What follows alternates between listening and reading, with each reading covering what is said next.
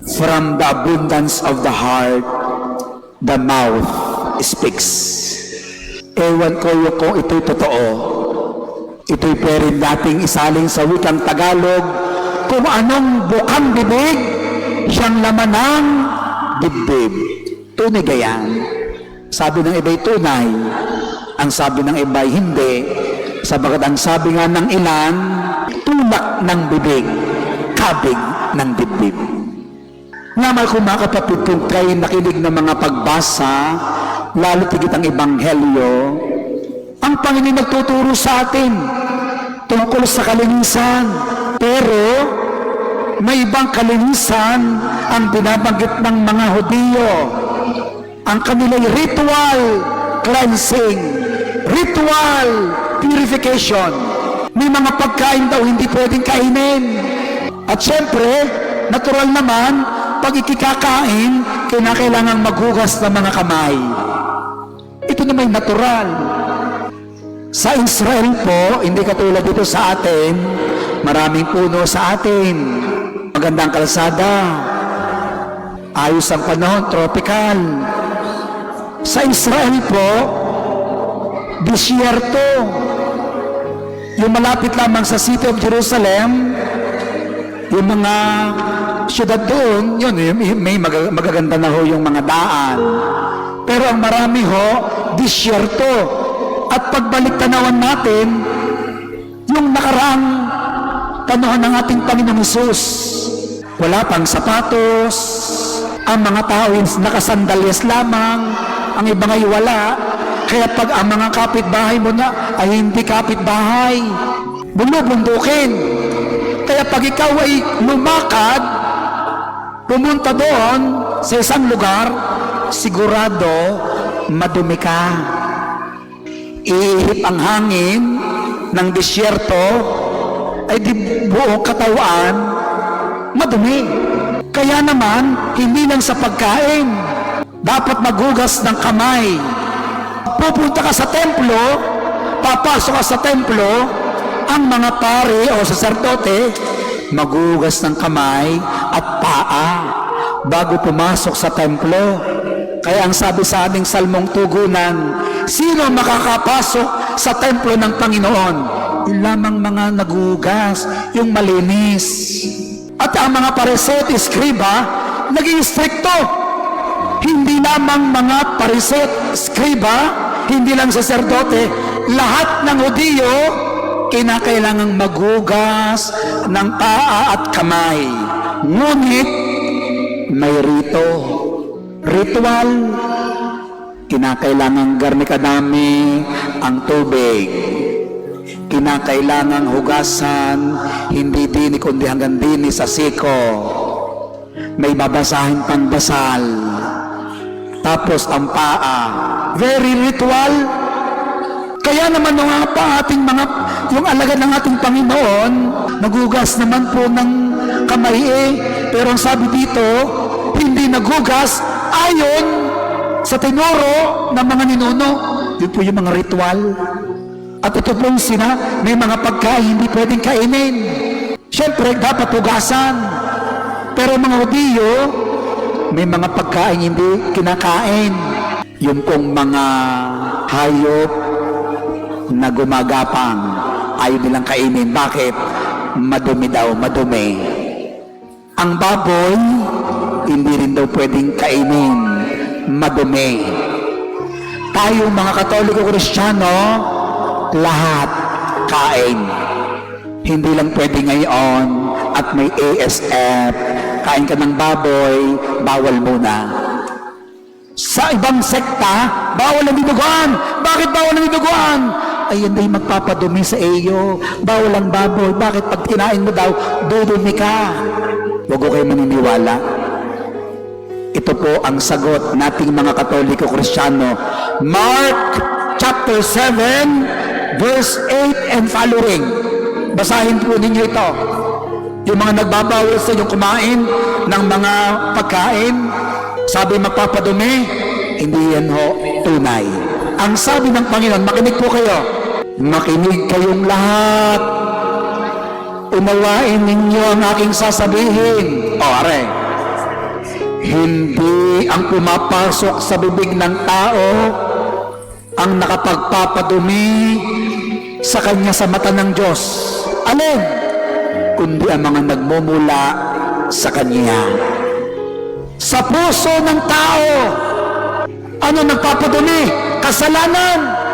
Hindi nga tayo kumakain ng baboy, nagugas tayo ng paa at kamay, malinis ang ating katawan, kasama-sama naman ang ating ugali.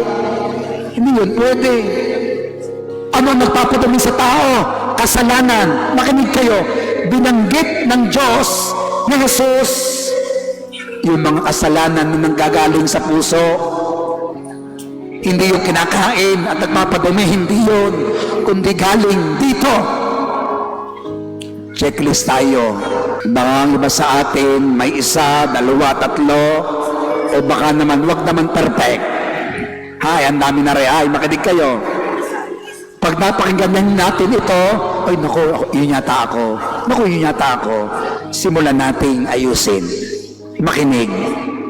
Sa puso ng tao, nagmumula ang masamang isipang mag-udyok sa kanya na makiapid, magnakaw, pumatay, mangalunya, mag-imbot, at gumawa ng lahat ng kabuktutan tulad ng pandaraya, kahalayan, pagkainggit, paninirang puri, kapaluluan, at kahangalan. 11 are. Huwag naman tayong perfect din eh. Lahat naman ay madumi. Lahat ay nagkakasala. Pero huwag yung sasabihin, kaya ako'y madumi sa kinain kong baboy. Hindi. Kaya ako'y madumi dahil hindi ako nagugas ng kamay at paa. Hindi. Ang nagpapadumi sa atin, kasalanan. Kaya ang tanong, ano ang laman ng ating puso? Hindi po ang sagot ay ritual purification, but the cleansing of the heart. The purification of the heart. Corazon, puso, heart. Araw-araw nga tayong naliligo, magandang ating itsura, damot na damot naman natin, wala din. Maganda ang ating bahay, very organized, o kalinis. Madumi naman ang ating kalooban, wala din. Yan ang sinasabi ng Panginoon. Salamat at andito po kayo. Bakit? Lahat tayo marumi. Sinong malinis? Wala. Ang sabi nga ni Cardinal Tagle, sinong malinis? Sinong malinis? Yung nagsasabing malinis, hindi yan totoo. Baka naglilinis-linisan laang. Kaming mga pari, ang mga nasa altar, kayong mga nasimba, alam natin ang ating kasalanan. Lahat tayo nagkakasala, nagiging marumi. Pero salamat sa Diyos, bakit?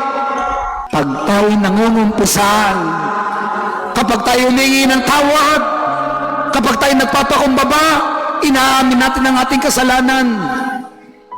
Unti-unti tayong nililinis ng Diyos.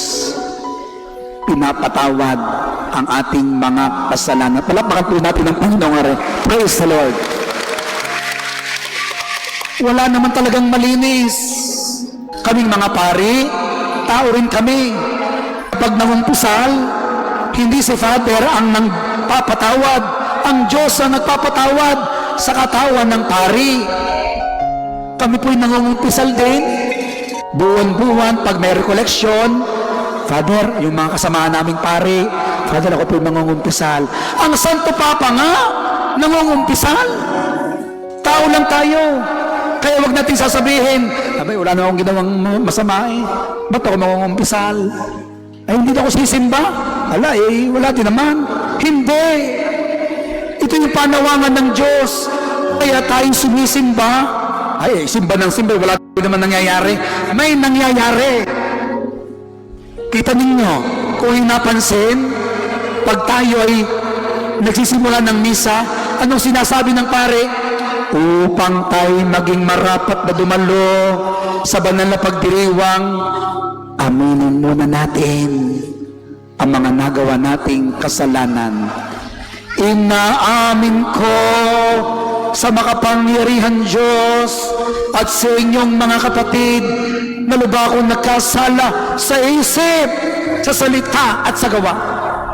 Hindi lahat tayo marumi. Kasunod nun, Panginoon, kaawaan mo kami. Kristo, kaawaan mo kami. Panginoon, kaawaan mo kami. Bakit? Tanging Diyos ang pwedeng magpatawad sa atin. Tanging Diyos ang pwedeng luminis ng ating kasalanan. Tanging Diyos ang pwedeng magbago ng ating buhay. Palakpakan po natin ang Panginoon. Pagsikapan natin. Ay, kaya naman tayo nasimba. Bakit tayo nasimba? Hindi dahil tayo malinis, upang tayo linisin ng Diyos. Bakit tayo nasimba? Hindi dahil tayo maganda ng ugali.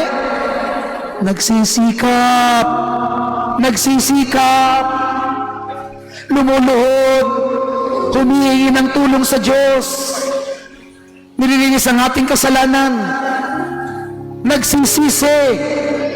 Bawat isa sa atin pwedeng baguhin ng Diyos. Ito yung panawagan sa atin ng Panginoon. Let us pray for one another. Patawarin, unawain, sama-sama tayo upang malinis ang ating puso. Tama ba ang sabihin, kung anong bukang bibig, siya ang laman ng dibdib, or tulak ng bibig, kabig ng dibdib? Kung ano man ang tunay, ang mahalaga, kalinisan ng puso. Sa ngalan ng Ama at ng Anak at ng Espiritu Santo. Amen. Amen. Palakpakan natin ng Panginoon.